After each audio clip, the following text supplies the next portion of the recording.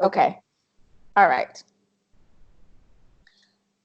Hi, ladies. All right. I want to first welcome you to this very special webinar with a very special guest that I actually started following on Instagram. You know, people are always talking about the downside of social media, but social media has so many perks and you can find some amazing people and some amazing content. And so I'm going to let this very special lady introduce herself. But first, I want to tell you that one day I was scrolling through Instagram and I found her, and then I found some of her blog posts, and then I found her website, and I just really fell in love with her content. And I really wanted to bring you some information from this special guest. I mean, she has a great business, something that I think you could benefit from. And so I'm going to go ahead and let her introduce herself. You can see her. She's right there. How are you? I am good, Kim. Oh, wow. I'm wondering, is that me? Yes, that's you. Yeah, but yeah, thank you so much. Thank you so much for having me. And hey, everybody, it's so good to be hanging out today. So my name is Ngina Otiende, and I'm a certified marriage coach and mentor and an author and blogger.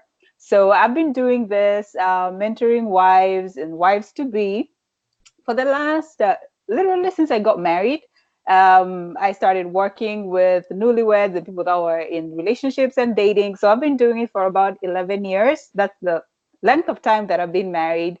So and that's what I do. That's what I do every time. I've been married 11 years, and we're originally from Kenya, my husband and I, but we're now on stateside. So that's a little bit about me. Well, that is wonderful. That's exciting. That you have the experience of being from Kenya and now living in America. So, Yeah. and we have that in common because I live in the Middle East and Mhm. I'm American, but now I'm living in the Middle East and traveling and doing stuff. So we do have that like kind of Yeah. connection of living in a foreign country, so to Culture. speak. Yeah. All Absolutely. right. So let's get right into it. I know you don't have a lot of time. I know you're a very busy woman. I appreciate you taking the time to join me for such an important conversation about how marriage evolves over time. And I know I've been married for 14 years, and you told me you've been married for how long again? Was it 13 years? 11. 11 11 years. years. Okay, so Yes. you've been married for 11 years. I've been married for 14 years. So, which means that we are in very seasoned marriages. We've been Yeah. married for a little while. Of Yeah. course, we're always learning, we're always growing, but we're not Yeah. newlyweds. Let's put it that way. We are Yes. not Yes. newlyweds. We have a little Yeah. bit of life experience of the Yeah. ups, the downs, the Yeah. good times, the bad times, and I'm sure we will experience that more as we stay married because that's the goal, right? To get Yeah. married and to stay married in the name of Yeah. God, in the name of Jesus. That's what we Yeah. want to do. We want to stay married.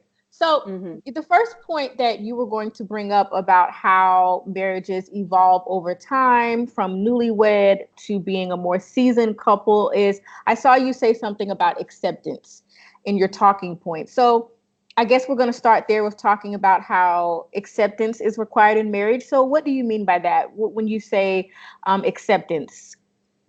Yeah. So here's the thing that and before I jump into it, I don't know if I mentioned that it's such an honor for me to be in this space with you right now, talking and reaching out to women, because I have been following your stuff already.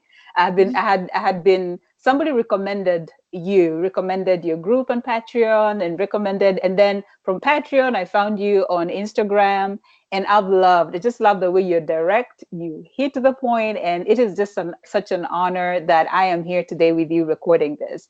So I just Thank wanted to mention you. that. Yeah, so Thank you thank you so for having much. me. Thank you for having me, and thank you, ladies, for just being in this conversation with Kim. So yeah, so let's jump into it. Acceptance. So if there's one thing I've realized, and I've come to see in marriage, that unless we are clear about something, we are not able really to resolve it. Like, unless we are clear about what it is that we are going through or we are experiencing as a couple, we'll just not have clear steps of how to, to work through the Right, situation. And so right. when we're in a marriage that is evolving, here's the thing: we have to accept that marriage evolves. Because I don't know about you, Kim, but when I got married, I expected my husband to remain the same guy that I dated. Like I was holding him hostage to the guy I dated. I wanted him to remain the boyfriend and just have all this, be a specific way. Like he was kind and he's still kind. But what happens is that as we grow, we literally as individuals keep growing. You don't stay the same person you were 11 years ago. But I wanted my Right. husband, I was holding him hostage to the guy he was at that age. And what that means is that I wanted him to remain like that. I wanted my marriage to have the same feel. I wanted us to do the same things. I wanted him to treat me the same way without Right. recognizing that the married guy, and I'm not saying different in a bad way, I mean different as in growing. And so, if we want to evolve and we want to grow as a couple, we have to accept that things change. And that's what I mean by Right. acceptance. I had to come to this place where I'm like, hey, things change, and that doesn't mean it's a bad thing. It means I am the one to accept that change. And so that's one of the things that I found that is really important, is that we have to accept that change happens. And we have, so the question is, how are we going to flow? The how part of it. But unless we accept the what, that this is going to change, that my marriage, my 2-year-old marriage won't be the same at year 10. So unless we're clear about that, we're just going to struggle. So the first thing, if you're gonna grow and you're gonna evolve from like the newlyweds to the middle years, because like I'm 11 years married, you're 14, you're 13, 14, right? 14 years married. Yeah. Yeah. There are some probably who are watching us, ladies, maybe been married for 20 years, 26 years, and Mm-hmm. some of you maybe are waiting to be married. Some of you have been married 2 years, 5 years. Your marriage will not have the exact, it will change. So the things that you're working on today might be different from the things that you work on when you're 20 years married. And so for us to navigate that change well as a couple, the first thing you have to do is accept that marriage will change. Yeah, yeah. And I think for me, before we hit the next point, because wow, that first point is, I mean, I feel like I can really relate to that because I got married when I was what, 20, I think my husband was 23 and I might have been 24, something around that. And Mhm. I I really expected more from my husband when we got married. See, when I got married, I think it was kind of the opposite. You wanted your husband to stay the same, and I wanted my husband to change. Like when I was dating him, I knew he was reserved, conservative, more on the quiet side, not shy. A lot of people think my husband is shy. He's not shy. He's not shy. He's just very, very particular. He's Mm, very aware of being watched, and he's very aware of his environment because what I do online is so intrusive, and it exposes you, and I think he's aware of that, so he's very standoffish when it comes to being online, but in real life he's very, outgoing and talkative, and we have great times. But I wanted him to be more, like I wanted him to be more outgoing, even though I knew he was reserved. I wanted him to be super romantic, even though, was he ever really super romantic? Or was it just like the infatuation of being in love when we were dating and everything was new, and then there's the butterflies in your stomach? And I'm not saying all that stuff fades away, but it changes. And yeah. it evolves. Those butterflies that come in your stomach happen for different reasons than when you were 22 years old. And Mhm. so I think I wanted him to be the man he is now at 38. I wanted him to be that man at 23, and that's not Mm, possible. I mhm. wanted him to be this like sophisticated, mature, know what to do, know what to, like in the movies. Like I feel like in some ways when I first got married, I was kind of in a, even though I knew what a good marriage looked like, I had that in my parents. I think I had this fantasy in my head of like what it means to be married and how the man would be and how romantic he would be. And I think that this is destroying marriages. I don't Mm, think people understand something as little as your perception of what marriage should be can destroy your marriage, because then you start mm, feeling unfulfilled and unhappy. And I think I wanted my husband to be super like mature and ready to face the world. And he was just the same person he was when I married him. And I was mm. ready for him to be more advanced, like he kind of like he is now. Like on this, when I look at him now, I'm like, wow, like you're the same guy, but you're a different guy. Almost Yeah. 15 years later, we're two completely different people. But I always Mhm. tell people our morals, our values, same, same. Those Yeah. things have never changed, but we have evolved. So I love Hmm. that you said that. I think I relate to it a little bit different because I think I wanted him to Hmm. be more like more like he is now. I can't even put it Yeah. in words. Like I wanted him to Yeah. understand me and know what to say and know what to Hmm. do. And it's like, how can you put that expectation on someone? You have to accept Hmm. people and tell them what you need and give them time to grow into that. Yes. Yes, absolutely. I agree with that. And it's like, it's just the same thing as, I mean, it's the same context of evolving, isn't it? It's either we want it too fast or we don't have, like we want it too fast or we want it too slow. Like for me, I Right. wanted it like, okay, I want some aspects of our dating. And as you said, it's not like some changes, like we change completely and we become like this negative cycle or something. It's just that, as you're saying, you needed your husband to grow, you wanted him to grow too fast and for him to Right. be things that would take time, but you wanted them immediately. And so it's Right. the same thing, just accepting that the relationship will evolve, but are you willing to recognize that and accept Right. that you can't have a 38-year-old man in a 24-year-old man, like there is a, Correct. And that speaks yeah, to the exactly. newlywed part, right? Like for the Hmm. people who are getting married young, that's Hmm. something that they need to understand. You're not going to have the 39-year-old or 40-year-old husband at the age of 21, 22, 23, or maybe even 25. True.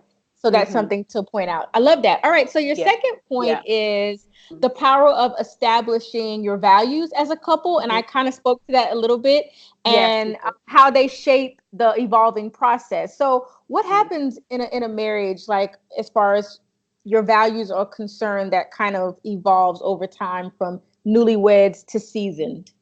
Hmm. So here's what happens. So values, just so that we're clear on what I mean, and I love that you touched on it because that's really what it is. Like values, they shape our character and all that. So values are really like our guiding principles. They're like the foundation on which we make decisions as individuals and then as a married couple. So Doctor, I don't know if you've heard of him, or if your ladies have heard of him, but I'm sure you have. It's called Dr. Henry Cloud. He wrote this books, Boundaries in Marriage and all that. So he said that what you value in his book, Boundaries in Marriage, he says what you value happens and what you don't value will be absent. So what happens is that what our values really shape us, and when they're absent, when we don't putting emphasis on something, that something, like the results of that something will be absent. There'll be a void. And Right. so what yeah, so when we are navigating or evolving as couples, moving from the newlywed years to the middle years to the older years, we have to have Right. something that is anchoring us. And I love that you talked Yes. about values, because a lot of times we come into marriage because we see the exterior of the people, of the person. Like, I like how he treats me, I like how I feel around him, I like that he has a Right. good car, he has a nice job. What we don't necessarily go deep and establish, what do you value? What is the character Right. of the person? What is most important to you? And then make decisions based not on the outside of the person, but the inward part of the person, because those are the things that are unchanging. Values can change, but they don't Yes. easily change as much as like, say, a personality, because you can be a certain way because you're trying to put it on. But as far as values are concerned, it's very hard to hide your values for long. And so, so Right. we as individuals, we value different things. So like, Right. some people who value financial freedom, like, Yeah. even as a couple, you will value different things. So there are people who value like financial stability, perseverance, or fun, a sense of fun, or there's some who value like things like spontaneity, having children, career advancement, the outdoors life, travel, foreign culture. So we value different things. So what happens is, when we are navigating change, or when we are evolving as a couple, we need to know, what does my spouse value? What do I value? And what does my spouse value? Because then we begin to understand what is motivating their decisions. Because if we don't understand what is their anchor down there, then we start um, judging them too quickly. And then we get on this unstable ground because we don't know what is motivating. Let me just give you an example. Like, in our marriage, my husband, he's a bit like your husband. Like he looks very standoffish in public, but he's just a ball of fun. Like in the house, he's not an he's not like an introvert in our relationship. He's very extroverted. So we value, my husband and I have like somewhat two different values. Like he values accuracy and efficiency. Like we often joke that if there Mm-hmm. was a God called efficiency, and he wasn't a Christian, he would be bowing before that altar because he Mm-hmm. loves efficiency. He loves accuracy. He's very smart and he loves things being done a certain way. That's why his values efficiency. He loves, practical stuff and efficiency, and Mm-hmm. he loves things being done accurately. I, Right. on the other hand, I value speed and I value success. Is like, let's just be done with it already. Let's just get the minimum viable product and ship it out. And him is like, it's Mm-hmm. going to be done correctly. So if, for example, I'm looking at my husband and thinking, why is he making decisions like this? Why isn't he doing one, two, three, four? And he's looking at me like, what's your problem? Why are you so fast? Why do you value success so much? Like, why are you valuing this product or this project this much? Why is it keeping you up at night? Why are you working like so many hours a day to get it done? But if I have understood what I value and I understand what he values, then we are able to agree. Oh, my husband might appear slow, but it's because he's doing a more accurate job than I would actually do it. So unless I know Right. that, I don't know his motivations. And so think about a couple who are going through change, who are going through, and that's what we're talking about today, evolving. You're going through a Right. situation and you're moving along. So unless, because you're going to be making changes, is it has a lot of decisions involved in it, and it has a lot of processes involved in it. So unless I understand what is motivating my husband and what is motivating me, and even more important, does my husband know that? So that's why I actually took some time and created like a download for you ladies to be able, something that you can print and or just pull up on your phone and just be able to share with your husband and with yourself to figure out, hey babe, what this is, like something you can literally circle and check off and like, okay, this is what I value. What do you value? And how is this affecting how we are moving along in our marriage? And so I think that is so important to recognize what you value as an individual and you value as a couple, and how that is going to influence you in this season. Right. And when you say that, it reminds me of a book that we're doing right now in the White People Life Be group. We're called The Mm-hmm, Seven Principles for Making Marriage Work. And mm-hmm, in the seven principles for making marriage work, one of the principles is to allow your spouse to influence you. And how I think that connects to our values is I love how you said that we all have different values in marriage, even in marriage. Like the core values are the same for me and my husband. I could never be married to someone that had a different faith than me. Just wouldn't mm-hmm, work for me. Too complicated. I could mm-hmm. never be married to someone who doesn't understand commitment and being faithful. Like those Yeah. are the core values that we both have. Mm-hmm, But then when it comes to everything else, our values are pretty different. My husband values neatness and being tidy, and he doesn't like clutter. He values personal time. He values silence, quiet, being quiet. He mm-hmm, values spending time at home. We vary differently. I value more traveling, and I value, like my work. Like I'm a workaholic. I love what I do for my work. I value success. I want to be successful like you do. And what I've learned is over the years, now he's my biggest cheerleader. Like there's nobody that's more supportive of me and my business, whether I'm making $0 or whether I was making thousands of dollars. My husband has been so supportive of that. And today, the conversation I was having with him, he was fussing at me about my prices. And we were having a conversation about prices. And he was like, your prices aren't right. And he was so passionate about it. And I was getting upset because I was thinking, like, you're picking on me, you're being hard on me. But he was like, no, I'm not being hard on you. Like, you have to get this together. And it's because now he values what I do too. And now I value being more tidy and being more neat. And so we allow each other to influence each other in positive ways. And while we might not share the exact same values, we respect mm-hmm. each other's values and Yes. we support each other. And I think can a marriage make it if you don't support your spouse's values? I wonder that, because it's always going to be lots of conflict when you're Mhm, unwilling to shape, bend, and form a little bit, because mhm, it mhm. takes that. Sometimes you have to go a Yeah. little left, go a little right. And so I love that you Mhm. said that. I mean, I think that's just great information.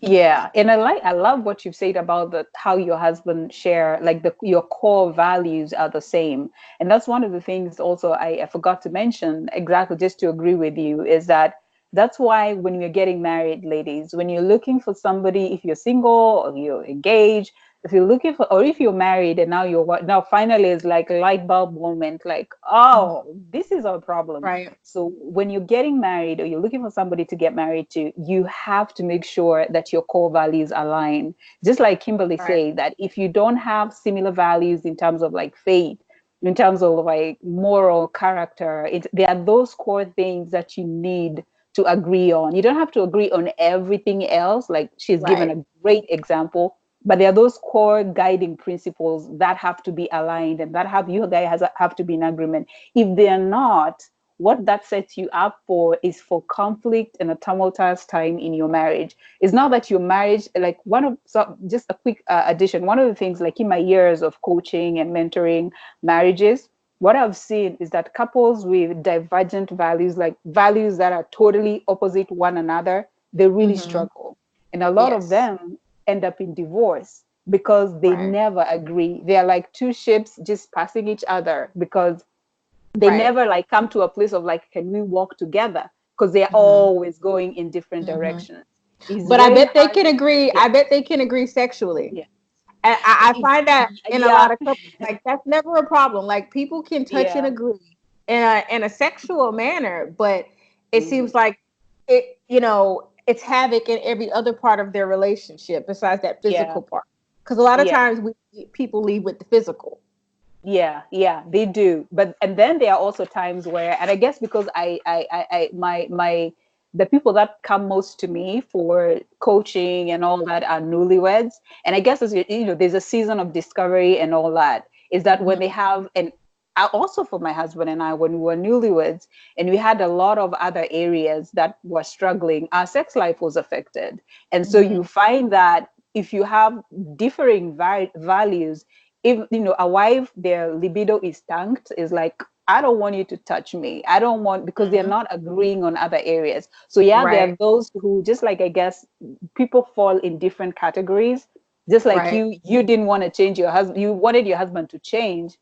right. Others, like me, I wanted my husband to, to like, okay, why aren't you the person that I married? So I guess it's the same way that there are people who are like, their sex life is great even though they don't agree on everything else. And then there are those, because they don't agree on everything else, their sex life is horrible. It's horrible. Yeah. So it's all connected. All right. So your Yes. last point before we offer a freebie. I'm so Yeah. I'm so happy that you are offering a freebie. They're gonna love it. I love that you did that. That was so thoughtful of you. But the last point is about investing in yourself, not Yeah. just marriage relationship. And that's what Yeah. Wifey for Life is really all about at the I core. love that. I love As a that. woman, you can't be a good wife. You can't be a Mhm. good spouse. I mean, you can't even be a good mother. I mean, I'm not even a mother, and I've had to have conversations with my sister. Like, I know you're a mom, but you have to take care of yourself. Like, Mm. it's okay to spend a little money on an outfit. It's okay to get your hair done.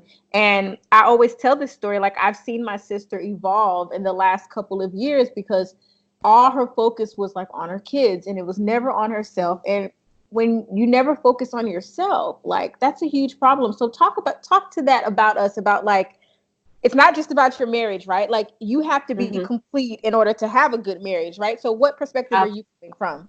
Yeah, absolutely. And I mean, from our conversation when we had our call and we were talking about today's webinar, I love that's what Wifey for Life is all about. That's at least that's one of your core things, is that you want to educate wives and to encourage wives and wives to be not just on the marriage part, but also on themselves. Like, who are you? And all those things that the important things that we need to understand as women about Right. ourselves and about ourselves as wives. Because you're right, we get married and we just now think like, it's all about my husband, it's all about this relationship, and we forget, like, wait a minute, marriage is made up of two people. So if it's two individuals, so these individuals bring everything that they are. So if this Right. one individual is neglected, it means there's nothing. There's one Right. part is missing, you know. And so when it Right. comes to navigating and growing through the years as a couple, and being able to embrace those changes, and being able to stay healthy and connected, and growing and aware, dreaming together, and staying united as one, and growing from one level to another level, because that's the Yes. point as couples, right? We just don't want to be where we were when we were two No. years We old. want to We want to grow. we want to grow, right? So, and that growth means it's a process, and accepting that things are going to change. So one of the things that I've come to love and to understand, I did honestly, I had no clue, I did not understand this when I was a newlywed, is that I needed to invest in Ghana. I needed to invest in myself. Just because I got married doesn't mean I ceased to exist. That I Right. still needed to do those things that fed me. Now, I needed to be aware not to invest in those things that were taking away from the marriage, but to invest in those things that feed me and allow Right. me to feed into the relationship. Because this is what I tell the ladies when I'm working with them, is that who you are is what you bring into the relationship.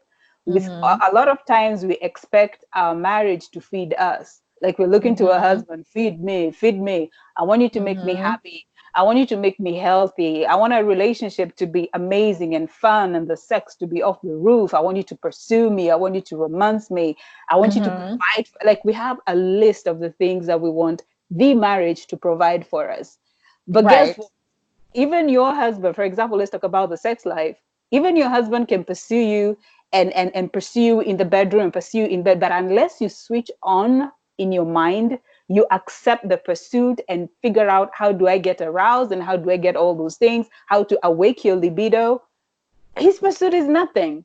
Like, you have to Right. literally, like, I have to switch on I have to switch on, and I have to figure out how I am wired as a woman in order to accept my husband's pursuit, in order to Right. accept it in, and then intimacy can happen. So it's the Well, same way. Mhm. yeah, and that's why I also bring in the femininity element to my page, because I think there's Mhm. a lot of talk about femininity, but it's like a toxic femininity, from a Yeah. like, get your hair done, get your weave, get you a blonde wig, like lose weight, like, which is all important. I'm on a weight loss journey too. I want to lose weight. That's important to me. But it's on Mhm. a like a toxic femininity level, like a very low level of femininity. But femininity really Yeah. is your core essence. It's really who you are. Yes. And I think because women have evolved so much in positive Mhm. ways, with Yeah. the amount of money we can make, with the amount of power Mhm. that we have, I feel like we've lost the softness in our relationships. We Mhm. think we can operate, and when I'm speaking of this, I am generalizing, because I'm speaking of masculine men, because there is a difference in the type of men. Men who are more religious are probably masculine, because they probably follow more traditional standards. Now, some Right. men are not traditional. And so, I'm not really speaking for men who are not traditional, but traditional men tend to lean more to the masculine side. So they are looking for that feminine softness in a woman. They are looking for the woman to be the heart of the home. And I'm not speaking about domestic work or whatever like that. I'm speaking like the tone, your attitude, what you Mhm. bring into the home. And women have so much power, and the power that they think they have is, like I said, it can lean more to the toxic side, but we have so much power as wives to influence. Yeah. My husband is very open to my influence. He never fights my opinion or my thoughts, or the good ideas that I have for us, whether it be about travel, whether it be finances, whether it be business I want us to do Mhm. together. He never Masculinity is not, I'm in control over you, you're beneath me. You're That's right. not what, like, that, whatever women think masculine, that's not what masculinity is. Masculinity is really, what God says. It's like, the husband Yeah. loves you like he loves himself.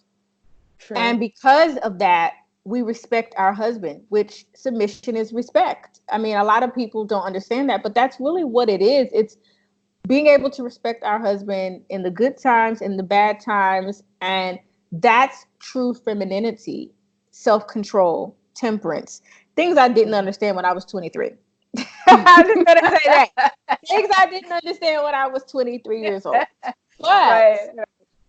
thank God for grace, and thank God for Yeah. allowing me to open my heart and see where I am flawed, because I'm still Mhm. flawed. It's not like, oh, I've arrived, I'm the perfect wife or anything, but it's like I can I can see myself. I don't know if you know what I mean by that, but it's like Yeah. You can see yourself better. I Yeah. can really see myself better. I don't just look in the mirror and see I'm good. I love you. I love you, Kim. You're great. Yeah, I see that, but I also see the flawed Kim, like the Mm. things that I need to improve. And I think this is a problem in society. Therapists, counselors, they're too extreme. Either it's love yourself, love yourself, love yourself, which the Bible never talks about because that's innate. God Mhm. knew we were going to love ourselves for the most Yeah. part. We know some people experience abuse and things like that, who need the extra help. But like that, I feel like that's why God, there's not a scripture about loving yourself in the Bible. That's why I feel that, because we obviously love ourselves, but Right. it's hard to love other people sometimes. And Yeah. so I think we have to see ourselves from a true perspective, not just like the good in us and what we did right, but like Mm. where do we need to work on ourselves as women? And Yeah. that's my focus. And I feel like the more I work on those holes that are in me that need to be filled up, like the Mhm. more I work on that, the better my marriage is. Oh, absolutely. Absolutely. It's exactly the way you put it. The more you're whole, the more you bring that wholeness into the marriage. It's like you're not looking for the marriage to define you and to feel, to make you who you are. You literally look at yourself, as you're saying, you look in the mirror and you can see Kim better. And I am not glossing over issues, but at the same time, I'm putting the identity that God gave me. Like, who am I? Right. And then Right. once you're whole, then you can bring that wholeness into the marriage. And then whenever, so you're not, because you're not looking to your husband, to your marriage to make you everything. It means even when you're navigating issues, you're navigating change, you're evolving as a whole woman. And that makes Right. it makes evolving so much easier. Right. So much easier, because it's not that you're now superwoman, but you're an aware woman. You're aware of what is going on, of yourself. And you, as you're saying, like, you're bringing those things into your marriage that only you can bring. You're bringing your femininity, you're bringing the way God wired you, and you're bringing that awareness and offering the same awareness and grace to Right. your husband. Right. And that And makes not everything letting the much world tell easier. me what I have to be as a woman, because Absolutely. now we live in a very, I'm going to say it, we live in a very liberal type of society. And Mhm. now it's all about being a boss chick, and which I am. Don't get me wrong, but it's all about being a boss chick and being firm and being unbothered and not caring and not having feelings. Mm. And it's like, if you're unbothered, you can't be a good wife, because a wife really is the heart of the home. When Mhm. my husband comes in, I can control his attitude. However I greet him, that's most likely gonna be, he's gonna fall right into the energy that I am giving to him. Whatever that nurturing is. And that's what nurturing is from a woman. It's not like helping him find a job. I mean, you could do that, but Mhm. it's not like trying to be his mom.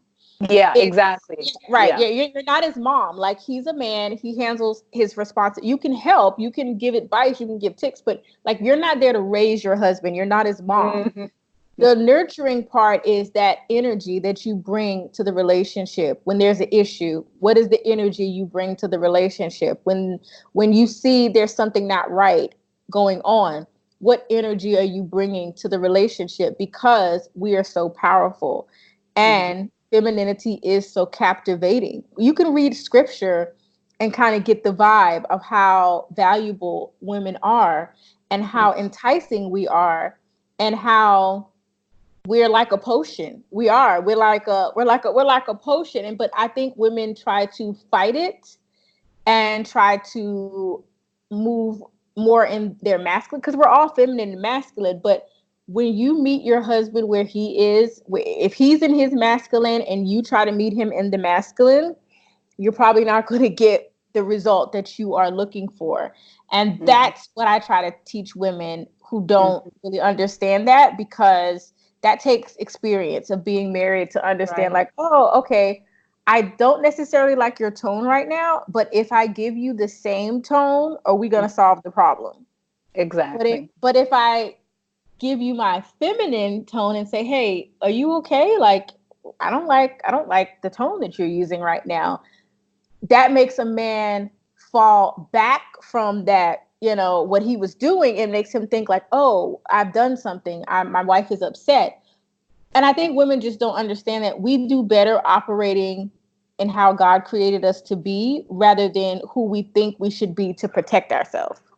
Yeah, and I love that. I love doing that. And just to add to your conversation on it, is that when we're doing these things, when we are growing, when we are coming to be the person that we are created to be, it doesn't always mean that our husbands will, because I'm sure there are ladies who are watching, they'll say, "Hey, Gina and Kim, I'm doing everything y'all are saying. Like, I am a Right, feminine woman. I'm doing all that you're right, saying, but my right. husband, he doesn't respond to me, and he doesn't Mhm, respond even if I'm soft, even if he doesn't get it, you know." And mhm. I like what you say, that there are men who will not follow who they were created to be. So Right, basically, all I'm throwing is a caveat, just to say that even if you sometimes you might be growing and coming to yourself, but your husband won't respond to that, and that doesn't speak that there's something wrong on your end. It is something on his end.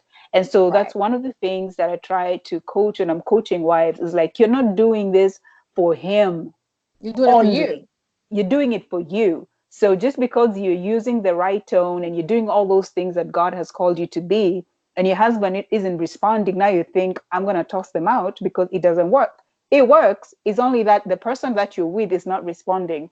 And God is whether, I think Peter was talking to a church, and he was telling them about there's this scripture that talks about like a woman winning her husband without words. So basically it's all about being an example. That's what it is. Like, you cannot Right, change the heart of your husband. That takes the word of God, not the right. word of a woman, so you cannot change the heart of your husband by what you do, but you can influence him, and then God can use you. But even if you're not seeing the change that you want, it doesn't mean that you're not doing your part. So I just thought that Correct. it's great how you put it, and just to add to that Right. conversation. Yeah, I Yeah. love that you added that in there, because I think that women think femininity is for the man, and it Yeah. partly is for your relationship, but it's 90% for you. And Yeah. like 10% for the marriage, because when Yeah. you are frustrated, when you are yelling, when you are Mm. giving someone the same energy that they're giving you, it's going to make you upset, and you're going to get anxiety, and you may emotionally eat or feel like you have to take medication because you're so stressed out. So it's for Mhm. you. It's for Yeah. you. And only God can change someone's heart. We're not Mhm. God. So we, Yeah. we can't do that. I love that. All right, so we've come to the end. Oh my, I hate to stop Oh. talking. This has been a good conversation, but do you want to It tell them has. about the freebie that you're offering Yeah. before you get out of here? Yes, so we have a freebie. I have a freebie for you. It's basically based on our second point, which is on values as a couple. The values, your guiding principles, are so important, but they won't be influential in your life if you don't know what they are, or if you have them anyway, and if you don't know what matters to you and what matters to your husband, so you would understand your decisions. So I've Mm-hmm. got a download for you, which is basically identifying your marriage values. So, do you want to be a team, cultivate a team mindset? You want to get that. And how to do that is that there'll be a download link that you can click, and then it will take you to the page where you sign up to receive it. So, you not only receive the download, but you'll also get access to my marriage library, which is basically only for my VIP members. So, it has a lot of free ebooks, the marriage ebooks, downloadables, and printables that I know are going to help you. So that's on top of the identifying your marriage values worksheet. Thank you so much for offering that to Yeah. my girls and ladies. please make sure that you support and that you follow. And do you want to talk about where they can find you and about your services and all of that? Oh, yes. Thank you so much. So I blog at intentionaltoday.com. So I have my website there and I have my coaching packages and everything is on in there. So intentionaltoday.com. So I have there you'll find free resources for your marriage. I also have a VIP community, the one that when you sign up for the freebie, it will take you there for access to all that good stuff that will help your marriage. And then I also do coaching. So you also on my website, intentionaltoday.com, you'll find how we can coach, how I can coach you, how I can help and support you and get you, especially as we go into 2020. Ladies, you want to just get your marriage on the right place and you want to get yourself at the right place. So I offer 20 minutes free call just to assess where you are and to see if coaching is right for you. See, there's a lot of good stuff there, whether it's free, whether it's you have to pay for it, but there's definitely find something there that can help you. I'm also on Instagram, Facebook, and all those good places and YouTube, and you'll find extra and additional resources for your marriage as well. That is amazing. So, ladies, I will leave links to all of the information in the description box below. And this was a Wifey for Lifey exclusive. So, for my members, I will leave the information in the note section on our page. And for those of you who are watching on YouTube, I will leave links to all of the information in the description box. I want to thank you so much for joining me. Um, do you have a Thank you. parting word before we get Thank out of you here? so yeah, so thank you so much for having me. It was such an honor and I had a blast talking about marriage. It is what I do every day. So I love that you had me and I love so much to hear what you had to say. So ladies, if there's just one word that I usually love is intentional. Like you're not gonna have the marriage of your dreams if you don't do the work that it takes to get it there. So the work is not on your husband, the work is on yourself because there's a call on your life to do what you need to do. And then as you do your part, God will do his, and your influence, as Kim teaches us here, is going to hopefully draw him to where he should be as a man. But it starts with you. Perfect. I have nothing to add to that. I will see you ladies in the next webinar. Thank you so much for joining us. I'll see you next time. Bye. Bye, ladies. All right.